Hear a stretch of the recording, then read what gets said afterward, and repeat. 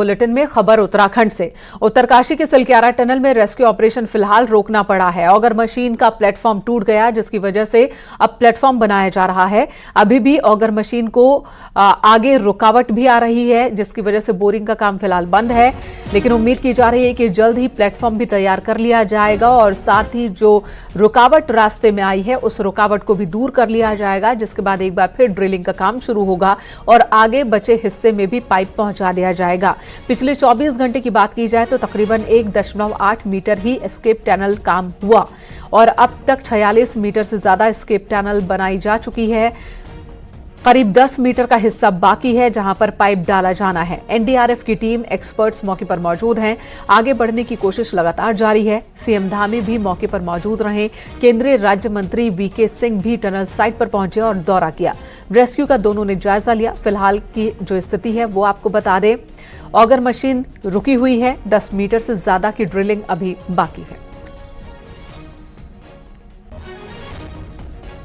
इस वक्त हमारे सहयोगी अनुपम मिश्रा लोकेशन से मौजूद हैं, ग्राउंड जीरो से मौजूद हैं। अनुपम, आज 12वां दिन भी रेस्क्यू ऑपरेशन का बीत गया। उम्मीद थी कल, अगर हम 24 घंटे पहले की बात करें तो जो संभावना थी वो बहुत प्रबल थी। कहा जा रहा था बस कुछ घंटे और मजदूर बाहर आ जाएंगे। कहा जा रहा था कि कल की सुबह यानी कि आज की सुबह उनके लिए नई जिंदगी वाली सुबह होगी, लेकिन इंतजार और बढ़ गया है। फिलहाल क्या स्थिति है? क्या अभी भी प्लेटफॉर्म निर्माण का काम चल रहा है? देखिए, बिल्कुल मेनका, जिस तरीके से आप बता रही हैं, पिछले 24 से 48 घंटे काफी उम्मीदों भरे थे और हर किसी को ये उम्मीद थी कि 24 से 48 घंटे जो पिछले थे उनमें मजदूर सामने आ जाएंगे। खुद उत्तराखंड के मुख्यमंत्री पुष्कर सिंह धामी जो है वो उत्तरकाशी में ही लगातार कैंप किए हुए हैं। यहां पर अपना कैंप कार्यालय उन्होंने बना लिया है और सबसे महत्वपूर्ण बात यह है कि जिस तरीके से ऑगर मशीन की बात हो रही है, जिस तरीके से उसकी डिसबैलेंसिंग हुई है, जिस तरीके से सरिया लगातार अब 12 मीटर में भी आगे वहां पर आ रही हैं, उनको मैनुअली काटने की बात कही जा रही है। तो अभी आज रात पर जो पूरा फोकस है वो ये है कि किसी भी तरह से जो ऑगर मशीन है उसको सही तरीके से बैलेंसिंग कर ली जाए और उसके लिए बाकायदा गड्ढे वहां पर खोदे गए हैं, उसके लिए पिलर लगाए जा रहे हैं। तमाम कोशिशें वहां पर रात में की जाएंगी। उसके बाद सुबह से माना जा रहा है कि जो मैनुअली काटने का तरीका है उसको शुरू किया जाएगा और उसके बाद जो 3 पाइप डालने हैं 6-6 मीटर के, वो पूरा प्रोसेस शुरू होगा। लगभग आप मान के चलिए कि कल शाम तक अगर कोई सफलता इस पूरे ऑपरेशन में हो पाती है तो वो शाम तक ही हो पाएगी।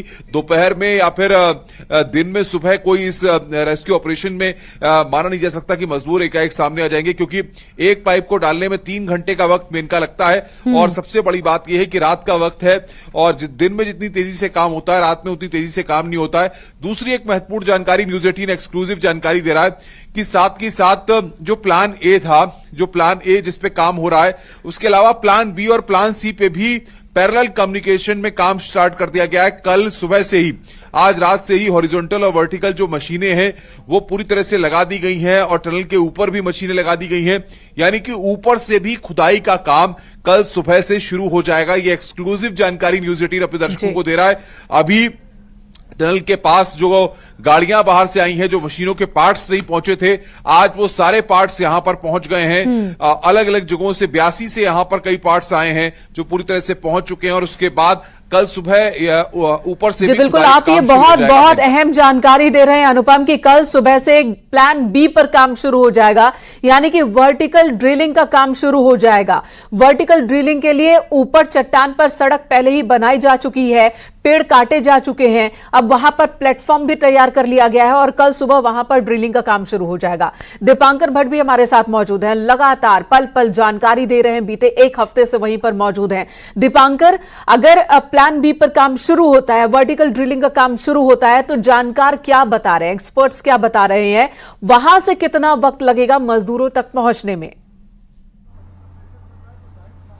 मेनका, अब चाहे प्लान बी हो चाहे वर्टिकल प्लान, जिसे आप कह रहे हैं कि ऊपर से नीचे को आएंगे, और लाइट्स भी अभी आपको दिख रही हैं, मेरे कैमरा पर्सन का दिखाने की कोशिश करें तो जहां वो लाइट्स आपको दिख रही है जंगल के बीच में, वहां से प्लान बी पर काम होना है और ये लगभग 400 मीटर के आसपास आपको वर्टिकल अंदर जाना है। और इस खुदाई में भी अगर ये काम तेजी के साथ भी होता है तो मान के चलिए कि 5 से 6 दिन का वक्त भी इसमें लगेगा। आप अगर बड़कोट की तरफ से भी एंटर करेंगे तो वहां से आपको 5 से 7 दिन का वक्त लगेगा। जहां पे अभी जिस साइट पे अभी प्लान ए पर जो काम चल रहा है, जहां पर हम मौजूद हैं सिलक्यारा के एंट्री पॉइंट पर, यहां ये सबसे इजी पॉइंट है, लेकिन यही सबसे टफ पॉइंट बन रहा है। यही 12 मीटर इस वक्त सबसे टफ है। 10 मीटर के आसपास का जो एरिया है वही सबसे टफ है। और अब यहां पर जो बात आएगी, जो 12 मीटर है, 10 मीटर का जो एरिया है, उसमें आपको मेटल मिलेगा बीच में, आपको उसमें मड मिलेगा, आपको उसमें रॉक मिलेगी, आपको उसमें क्या मिलेगा ये किसी को नहीं पता। और ये 12 मीटर क्या सीधे होगा या फिर आपको घूम फिर के एक रास्ता बनाना पड़ेगा, और मशीन कभी भी ऐसे घूमते फिरते रास्ता नहीं बना पाएगी। तो जहां जहां जो आपको एक सीधा रास्ता अगर बनाना है तो उसमें आपको इंतजार ही करना पड़ेगा, और ये इंतजार अभी कितना लंबा होगा फिलहाल कह पाना बेहद मुश्किल है। बिल्कुल, और ऐसे में बहुत जरूरी है कि सब्र के साथ काम किया जाए और जितने प्लान तैयार किए गए हैं सभी पर काम किया जाए कि कौन से प्लान के जरिए हम मजदूरों तक जल्दी पहुंच जाएं, ये देखने वाली बात होगी। धन्यवाद अनुपम आपका और दीपांकर आपका पूरी जानकारी देने के लिए, ग्राउंड जीरो से लगातार हमारे दर्शकों को अपडेट करने के लिए। इधर टनल में फंसे मजदूरों से सीएम धामी ने आज बात की, उनकी हौसला अफजाई की। सीएम धामी के सामने ही फंसे मजदूरों को खाना भी भेजा गया। सीएम धामी ने मजदूरों को बताया कि वो उन्हें सकुशल निकाल लिया जाएगा, पूरी सरकार उनके साथ खड़ी है। उन्होंने ये भी बताया कि पीएम मोदी लगातार फोन पर उनके बारे में जानकारी ले रहे हैं। प्रधानमंत्री भी मजदूरों को लेकर काफी चिंतित हैं।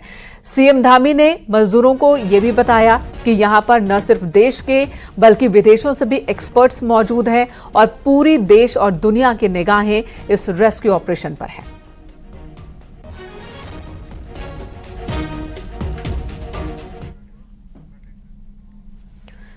टनल के अंदर काम युद्ध स्तर पर चल रहा है। 12 नवंबर से टनल के अंदर 41 मजदूर फंसे हैं और तभी से सभी की जान बचाने के लिए एड़ी चोटी का जोर लगा दिया गया। पूरा देश रेस्क्यू ऑपरेशन में कामयाबी की उम्मीद कर रहा है। खुद उत्तराखंड के मुख्यमंत्री पुष्कर सिंह धामी टनल साइट पर पहुंचे।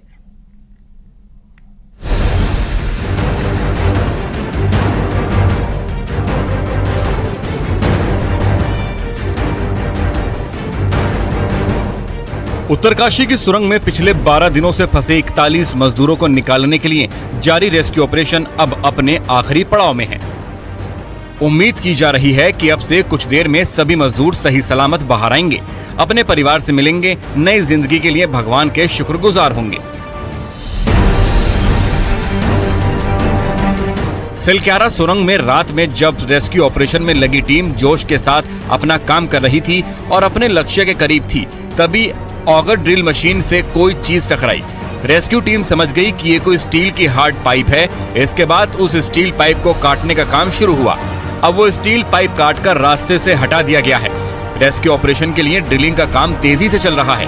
किसी भी वक्त टीम अपने लक्ष्य यानी सुरंग में गिरे मलबे को भेदकर मजदूरों तक पहुंच सकती है। एम्बुलेंस को तैयार रखा गया है। डॉक्टर्स की एक बड़ी टीम तैयार है। इमरजेंसी कंडीशन के लिए सेना ने हेलीकॉप्टर्स को अलर्ट मोड पर रखा हुआ है और अस्थायी अस्पताल तो टनल के बाहर से तैयार कर दिया गया है। ऑगर मशीन को मजदूरों तक पहुंचने के लिए 57 मीटर के मलबे को ड्रिल करना पड़ा है, जो 10 दिन पहले निर्माणाधीन सुरंग का एक हिस्सा ढह जाने से फंस गए थे। ड्रिलिंग के बाद अब कुछ हिस्सा ही खोदा जाना बाकी है। उम्मीद जताई जा रही है कि चंद घंटों में रेस्क्यू टीम को इसमें भी कामयाबी मिल जाएगी, जो मजदूरों के लिए किसी जीवनदान से कम नहीं होगा। 45 मीटर जो पाइप है ऑगर मशीन के उसके कारण से जा चुका है और रेस्क्यू अब अंतिम चरण में है। कुछ बाधाएं आ रही हैं। हम भगवान से प्रार्थना करते हैं कि जल्दी से जल्दी वो पूरा हो और जल्दी से जल्दी हमारे सभी श्रमिक भाई सकुशल बाहर आएं। यहाँ पर उनके बाहर निकलने के लिए सारे इंतजाम किए गए हैं। एम्बुलेंस तैयार है, अस्पताल भी पूरी तरह से उनके इलाज के लिए और जो भी चेकअप वगैरह होने हैं वो सब हम लोग कर रहे हैं। एक कैमरे को सुरंग के अंदर भेजा गया है। मजदूरों से उनकी सेहत की लगातार जानकारी ली जा रही है। साथियों का हाल जाना जा रहा है और उनके लिए खाना और जरूरत की दवाइयां भी भेजी जा रही हैं। जहां एक बंद कमरे में आम इंसान की कुछ घंटों में हिम्मत जवाब देने लगती है, वहां एक अंधेरी सुरंग में इन 41 मजदूरों ने एक दूसरे का हौसला बनाया हुआ है। सुरंग से बाहर आने की उम्मीद और दोबारा परिवार से मिलने की एक दूसरे में आस जगाई जा रही है। इन 11 दिनों की इस पूरी तस्वीर को आपको समझाते हैं। सुरंग 14 मीटर चौड़ी है।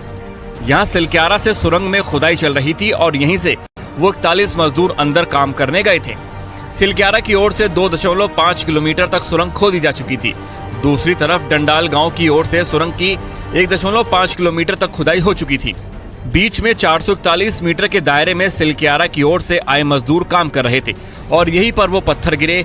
ऊपर से सुरंग में जो पत्थर गिरे उससे 57 मीटर की एक दीवार खड़ी हो गई और 41 मजदूर यहीं पर करीब आधे किलोमीटर के हिस्से में फंस गए। अब उन्हें निकालने के लिए सिलक्यारा की ओर से ड्रिल करके टुकड़ों में पाइप डाला जा रहा है, क्योंकि यही वो रास्ता है जो सबसे छोटा है और मजदूरों तक यहाँ से 57 मीटर की ड्रिल करके पहुंचा जा सकता है।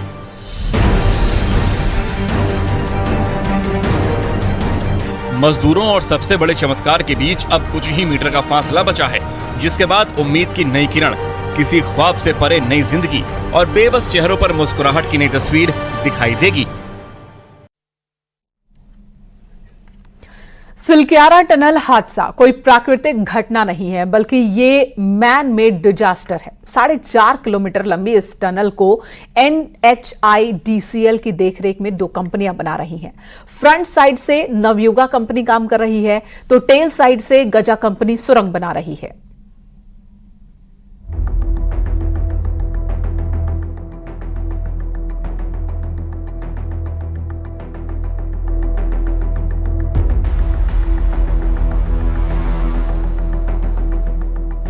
उत्तरकाशी के सिलक्यारा में फ्रंट साइड से 2340 मीटर और टेल साइड से 1700 मीटर लंबी सुरंग काटी जा चुकी है। हादसा फ्रंट साइड से नवयुगा कंपनी के पार्ट में हुआ। निर्माणाधीन टनल में पहली जो लापरवाही बरती गई वो कि इसमें एस्केप टनल बना ही नहीं गई। टनल के जिस 60 मीटर हिस्से में लूज फॉल हुआ, उस हिस्से में लाइनिंग का काम नहीं हुआ था। इस हिस्से में कई दिन से पानी की लीकेज हो रही थी, मिट्टी गिर रही थी, लेकिन कंपनी ने ध्यान नहीं दिया। और यही नहीं, पूरी टनल में कहीं भी बाईपास टनल नहीं बनाई गई थी।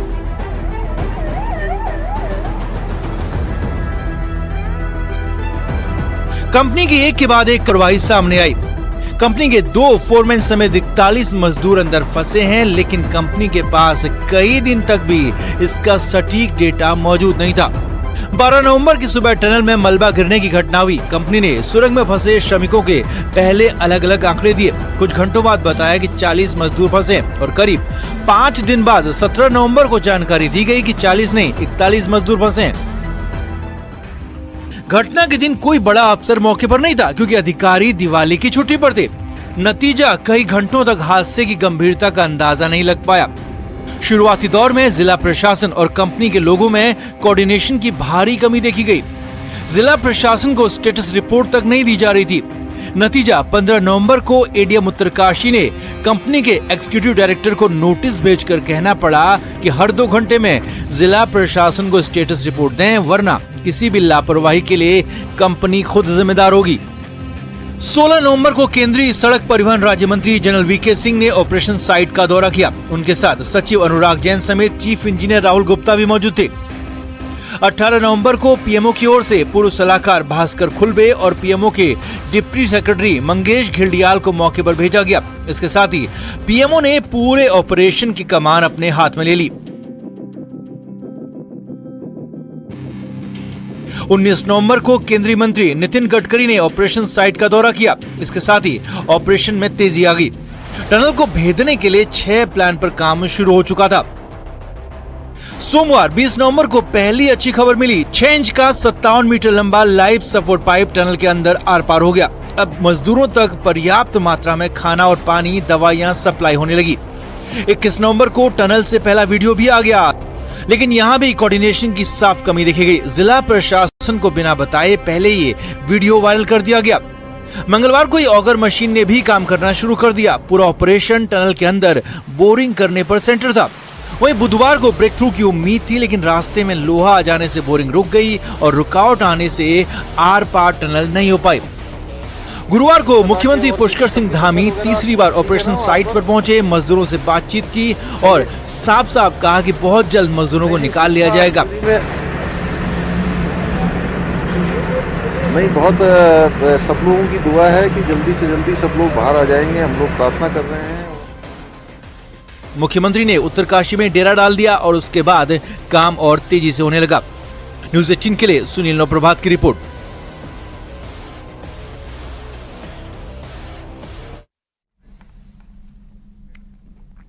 यहां रुकेंगे एक छोटे से ब्रेक के लिए, खबरों का सिलसिला जारी है। हार मनाया गया। बीजेपी के राष्ट्रीय मीडिया प्रभारी और राज्यसभा सांसद अनिल बलूनी के दिल्ली स्थित आवास पर भी इस मौके पर खास कार्यक्रम का आयोजन किया गया।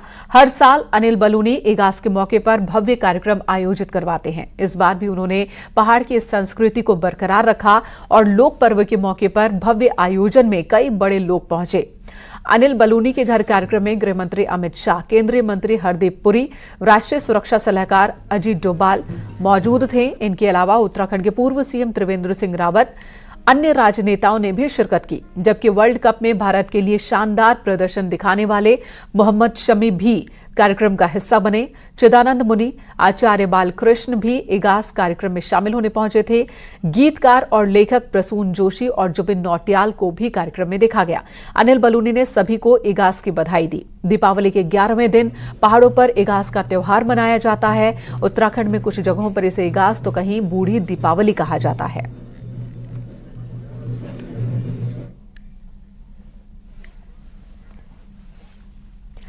सीएम पुष्कर सिंह धामी ने भी सभी को इगास पर्व की शुभकामनाएं दी। उन्होंने कहा कि पर्वतीय संस्कृति, प्रकाश और उल्लास का ये पर्व आप सभी के जीवन में सुख समृद्धि लेकर आए। हालांकि इगास पर इस बार सीएम धामी देहरादून में कार्यक्रम होना था, लेकिन उत्तरकाशी हादसे की वजह से ये कार्यक्रम रद्द कर दिया गया। लोक पर्व इगास, बग्वाल और बूढ़ी दिवाली की आप सभी प्रदेशवासियों को हार्दिक शुभकामनाएं। राज्य सरकार उत्तराखंड की सांस्कृतिक धरोहर और लोक पर्वों को संरक्षित करने के साथ संवर्धित करने के लिए भी संकल्पबद्ध है। लोक पर्वों को मनाने का उद्देश्य जहां अपनी सांस्कृतिक परंपराओं का संरक्षण है, वहीं दूसरी ओर अपने आने वाली पीढ़ियों को इनके बारे में बताकर पीढ़ी दर पीढ़ी इनका हस्तांतरण भी है। मैं सभी प्रदेशवासियों से आह्वान भी करता हूं कि हम अपनी सांस्कृतिक विरासत और परंपराओं के संरक्षण के लिए आगे आएं और बढ़ चढ़कर इस अनोखे पर्व का हिस्सा बनकर पूरे उत्साह के साथ इस लोक पर्व को मनाएं। पहाड़ों पर इगास का धूम देखने को मिला। इगास की धूम हर तरफ दिखी। बग्वाल मनाई गई। दीपावली के 11वें दिन मनाई जाती है इगास। उत्तराखंड सरकार ने काफी प्रचार प्रसार भी किया इस पर्व के प्रचार प्रसार के लिए। इसमें लोग अपने घरों को आते हैं। ज्यादातर जो लोग बाहर दूसरे प्रदेशों में नौकरी करते हैं, इगास के मौके पर अपने घर जरूर आते हैं। बीजेपी के प्रदेश अध्यक्ष महेंद्र भट्ट पोखरी मोहन खाल पहुंचे, जहां उन्होंने बीजेपी कार्यकर्ताओं के साथ और स्थानीय लोगों के साथ इगास पर बग्वाल का त्योहार मनाया। भैलों खेलते हुए नजर आए।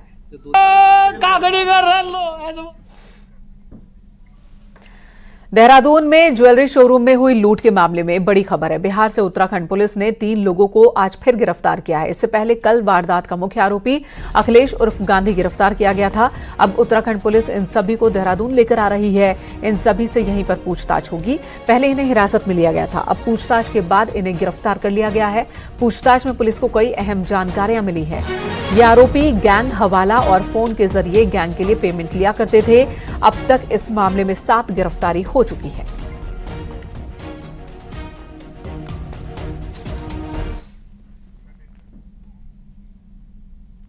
जम्मू कश्मीर के राजौरी में नैनीताल के हलीगांव के संजय बिष्ट भी आतंकियों से लड़ते हुए शहीद हो गए। बुधवार को सुरक्षा बलों और आतंकियों के बीच एनकाउंटर हुआ, जिसमें नैनीताल का लाल शहीद हो गया। शहादत की खबर सुनते ही परिवार में कोहराम मच गया।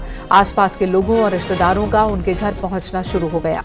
हर कोई परिवार को हौसला बंधाने पहुंचा। संजय बिष्ट के भाई ने बताया कि संजय साल 2012 में आर्मी में भर्ती हुआ था। मंगलवार को रात में ही परिवार से फोन पर बात हुई थी। 15 दिन पहले ही घर से संजय छुट्टी बिताकर गया था।